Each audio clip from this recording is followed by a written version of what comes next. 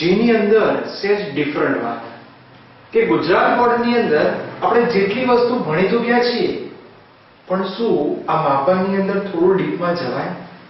કયા કયા સૂત્રો અવેલેબલ છે, કઈ કઈ મૂલ્યો અવેલેબલ છે, આ બધી વાત આપણે આ કોષ્ટક ગણો, સૂત્રો ગણો એના દ્વારા કરીશું. સૌથી પહેલી કેટલીક શબ્દોની માયાજાળ જોઈ લઈએ. તો સૌથી પહેલા કે આપણે અંતર માટે શું વાપરીએ? ગુજરાત બોર્ડ યાદ કરો, સિમ્પલ. અંતર માટે મીટર, કિલોમીટર. એનાથી થોડા આગળ જઈએ તો આપણને કંઈક સંજ્ઞા આપી હોય અને એનું રૂપાંતર કરતા હતા. એ રૂપાંતર કઈ રીતે કરાય? જેમ કે યાદ આવે સંજ્ઞા, આને એક માઇક્રોમીટર કહેવાય, એટલે 10 ની -6 મીટર. Yes, repeat. હવે યાદ કરો, ટ્રાય કરો. એક મિલીમીટર, મિલી એટલે 10 ની -3 મીટર. એક એંગસ્ટ્રોમ 10 ની -10 મીટર. પણ હવે શું આ એક માઇલનું કન્વર્ઝન શું આપણને આવડે? તો જુઓ, જે ના આવડે રેડ માર્કરથી લખું છું કે એક માઇલનું કન્વર્ઝન થાય 1.61 કિલોમીટર. તો તમે જ્યારે ગુજરાત બોર્ડમાં નથી એટલે આપણે કેટલીક વસ્તુ જીના અનુસરી ચાલતા હોઈએ, અથવા ગુજકેટના અનુસરી ચાલતા હોઈએ, અથવા કોઈ પણ કોમ્પિટિશન અનુસરી ચાલીએ, તો આવા મૂલ્યોને જોવા પડે. ડન. તો આનું થશે મૂલ્ય 1.61 ગુણ્યા 10 ની 3 મીટર, અને 10 ની 3 મીટર એટલે કિલોમીટર. જેમ અંતર માટે જોઈએ, આ નાના હતા, થોડા મોટા અંતર તરફ જઈએ. ચલો ચોકડીનું 1 AU. તો 1 AU એટલે એટોમિક, તો 1 AU ને આપણે કન્વર્ટ કરીએ તો 1.5 ગુણ્યા 10 ની 11 મીટર. હવે આની પરથી એક લાઇટ યર, એક પ્રકાશ વર્ષ. યસ, તો એક પ્રકાશ વર્ષ એટલે 9.46 ગુણ્યા 10 ની 15 મીટર. જો એવું હોય તો આ શું છે?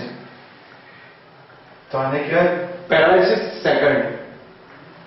આની વેલ્યુ એ તમને નથી આપી એટલે એને રેડ માર્કરથી લખીએ છે 3.1 ગુણ્યા 10 ની 16.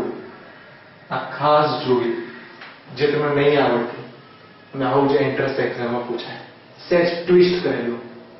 અગેન આ બધું અંતર માટે હતું, એટલે એકમ મીટર, કિલોમીટર કે સેન્ટીમીટર બનાવ્યા.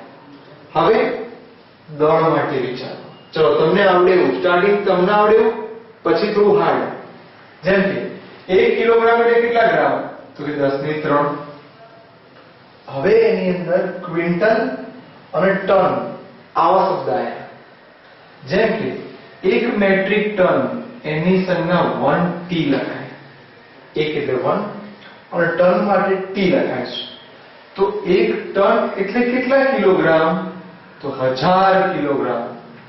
એટલે 10 ની 3 કિલોગ્રામ કહેવાય. જ્યારે સહેજ થોડુંક ડિફરન્ટ લઈ જઈએ તો 1 ક્વિન્ટલ એટલે કેટલા કિલોગ્રામ? ક્વિન્ટલ ને 1Q લખાશે, અને 1 ક્વિન્ટલ એટલે કિલોગ્રામ થાય 100. અથવા કોઈ વ્યક્તિ લખે 10 ની 2 કિલોગ્રામ, તો પણ મિનિંગ સરખો જ કહેવાય.